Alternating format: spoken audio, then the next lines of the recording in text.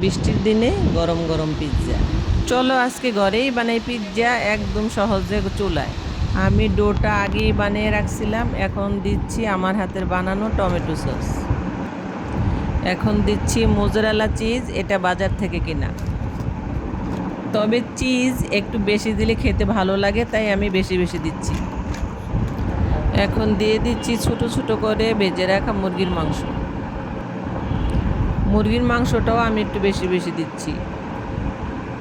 এখন দিচ্ছি সসেজ, এটা বাজার থেকে নিয়ে আসছি, ছোট ছোট করে কেটে দিয়ে দিলাম। সসেজটা দেওয়ার পরে এখন আবারও দিব বেশি বেশি করে চিজ, কারণ চিজই হচ্ছে পিৎজার আসল মজা।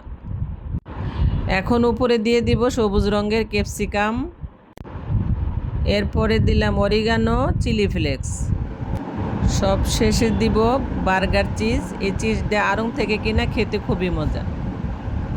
আমার পিৎজা সাজানো শেষ, এখন চুলায় দেবার পালা। চুলায় ঢেকে রাখতে হবে 15-20 মিনিট, তারপরেই হয়ে যাবে মজাদার পিৎজা।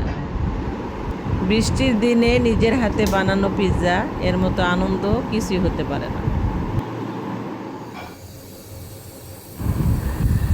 আমি চুলায় আগে একটা তাওয়া গরম দিয়ে রেখেছিলাম, এখন আমি দিয়ে দেব পিৎজা। ঢেকে রাখবো 15-20 মিনিট। 20 মিনিট পরে দেখবো আমার পিৎজা হয়ে গেছে।